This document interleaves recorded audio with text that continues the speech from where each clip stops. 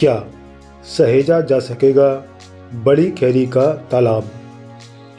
गहरीकरण एवं सौंदर्यीकरण की काफ़ी समय से की जा रही है मांग।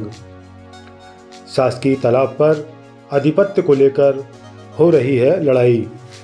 पिछले दिनों योजना भवन में हुई एक आवश्यक बैठक में जिले की कलेक्टर हर्षिका सिंह ने जिले की जल संरचनाओं को सहेजे जाने की बात कही और इसके लिए उन्होंने जिले के वरिष्ठ अधिकारियों को निर्देशित भी किया।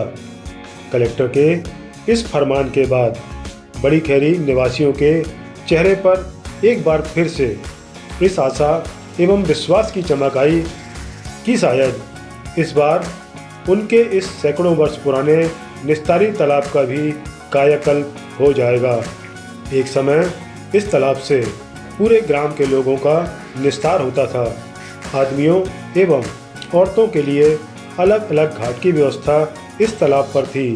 पक्की सीढ़ियों के घाट बने हुए थे।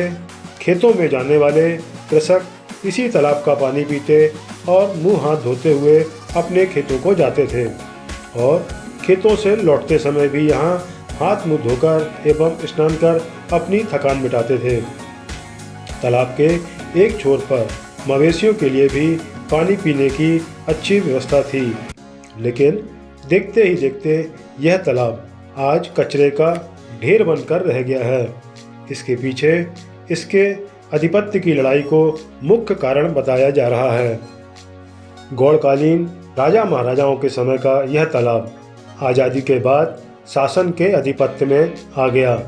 इसके लिए आदेश भी जारी कर दिए गए, लेकिन भूलवश इसके आधिपत्य के शासकीय दस्तावेज नहीं बनाए गए और इसी परिस्थिति का मौका पाकर तत्कालीन मालगुजार द्वारा इस तालाब को बेच दिया गया अथवा इसे लीज पर दे दिया गया। भाई, जहाँ तक कि शासकीय दस्तावेजों के और हमारी जानकारी के अनुसार 4 अप्रैल 1959 को ये शासकीय घोषित है और शासकीय ही रहा है, मगर बीच में मालगुजार के द्वारा 10 रुपये लीज में अपने क्षेत्र के तालाब को किसको दिए, ढीमर को, मछली पालने के लिए। उनने पूरे तालाब में अपना अधिकार जमा दिया, जबकि अलग अलग जब तक अलग अलग है रखवा, दोनों का रखवा अलग है। 287 और 288। कितना कितना होगा ये? 287 है 7.5 एकड़, ये शासकीय है, और 288 जो है वो 4 एकड़। 288 क्या वो पीछे तरफ का है? वो पहाड़ी की तरफ पूरा आते थे। हम लोग खेतों से आते थे तो यहाँ से हाथ पैर धो के घर जाते। यहाँ लेडीजों का घाट अलग था, जेंट्सों का घाट अलग था। बीच में इनके द्वारा मवेशियों को पानी पिलाने से भी रोका गया, तो बस्ती वालों के साथ इनका व्यवहार बढ़ा। यानी कुछ समय, कुछ साल, 2-3 साल तक न्यायालय में केस चलता रहा, फिर इसके बाद वो शांत हो गया। पंचायत से हमने प्रस्ताव पास कराए और अभी वर्तमान में वही बॉडी बैठी है पंचायत में। प्रस्ताव पास कराए, जिला पंचायत से पैसे स्वीकृत कराए, मगर इत्तेफाक की बात यह है कमिश्नर के यहाँ जबलपुर की, तो कमिश्नर साहब ने उसी शासकीय आदेश पर एक लाइन लिख दिया कि ये गहरीकरण जैसा भी जो कुछ किए हों वहाँ, तो यथास्थिति उन्होंने लिख दी। स्टे कर दिया। यथास्थिति मतलब आप गहरीकरण नहीं कर रहे। यथास्थिति जब तो केस अभी भी कमिश्नर साहब के यहाँ पेंडिंग है। कलेक्टर साहब से ये चाहते हैं कि वो इसको किसी भी सिचुएशन में इसके गहरीकरण और सौंदर्यीकरण करा दें, साफ हो जाए। तो सिर्फ ये हमारे लिए नहीं है, हम तो शासन के लिए लड़ाई लड़े हैं कि भाई सरकारी चीज़ सरकारी होना चाहिए, जिसकी रजिस्ट्री भी कर दी गई और यहीं से इस तालाब की दुर्दशा प्रारंभ हो गई। अब रजिस्ट्री कराने वाला व्यक्ति इस तालाब को अपनी संपत्ति मानता है, जबकि ग्रामवासी इसे सार्वजनिक संपत्ति बताते हैं। दोनों ही अपने अपने अधिकारों की लड़ाई लड़ते लड़ते राजस्व और कलेक्टर न्यायालय के दरवाजे तक जा पहुँचे। बताया जाता है कि तत्कालीन अपर कलेक्टर श्री द्विवेदी द्वारा इसे शासकीय घोषित करते हुए इसके फरमान को भी जारी कर दिया और उसके बाद इसके गहरीकरण एवं सौंदर्यीकरण के लिए जिला पंचायत से राशि का भी प्रावधान किया गया, लेकिन अपनी निजी संपत्ति मानने वाले व्यक्ति ने भी हार न मानते हुए मामला कमिश्नर कार्यालय तक ले गए और वहां से इस मामले को स्टे कर दिया गया। तब से यह तालाब बिना किसी देखरेख के यूं ही पड़ा है। आसपास के घरों का कचरा यहाँ डाला जाने लगा। एक ओर से यह तालाब अतिक्रमण का भी शिकार हो गया और पीछे पीछे मकान बनाने वालों के कमरे बढ़ते गए और तालाब की मेड़ छोटी होती गई। एक समय जब मंडला डिंडोरी सड़क का निर्माण कार्य हो रहा था, उस दौरान आरडी कॉलेज से लेकर डिंडोरी नाके तक सीमेंट की सड़क बनाई जा रही थी। उसमें उपयोग होने वाला पानी इसी तालाब से लिया गया। अपने आप को तालाब का मालिक कहने वाले व्यक्ति ने डीजल पंप के माध्यम से टैंकरों में भरकर पानी को बेचा और तालाब को सुखाने का प्रयास किया, जिसकी शिकायत भी हुई।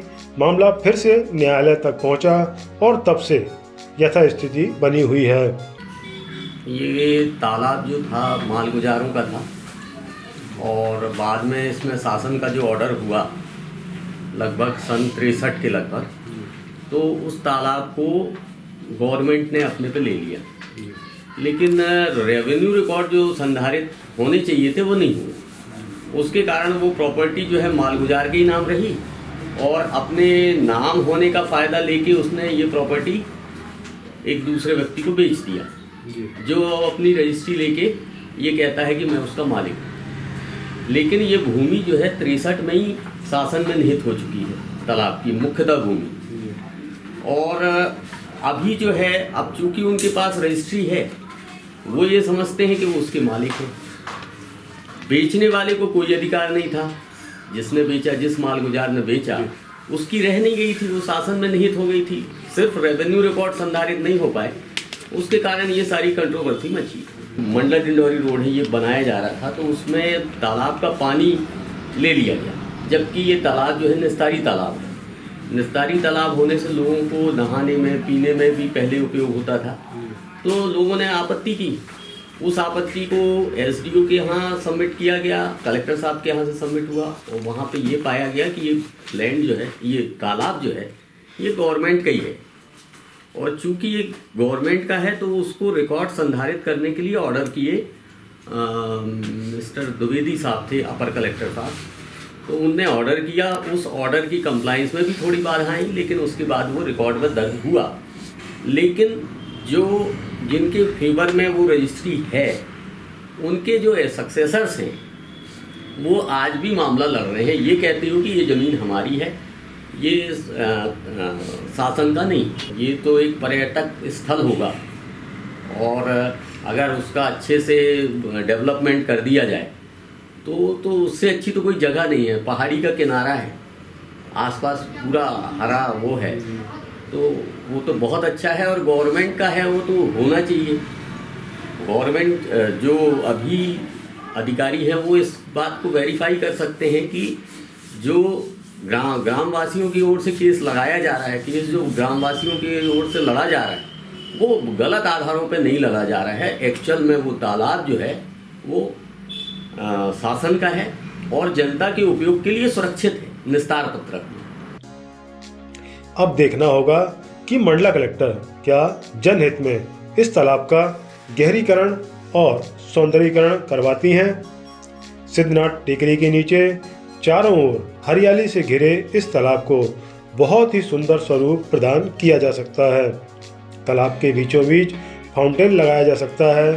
किनारे किनारे सुंदर घाट एवं अन्य संरचनाओं को बनाया जा सकता है।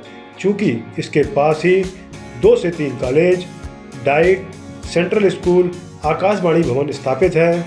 बहुत से अन्य शिक्षण संस्थान हैं जहां हजारों बच्चे अध्ययनरत हैं। ऐसे में यह एक बहुउपयोगी तालाब बन सकता है। पर्यटन के दृष्टिकोण से यहां नौकायन का भी प्रावधान कराया जा सकता है, क्योंकि अब यह क्षेत्र नगर पालिका में आने जा रहा है। अतः नगर विकास से यह योजना जनहितकारी और पर्यावरण को बचाने वाली साबित होगी।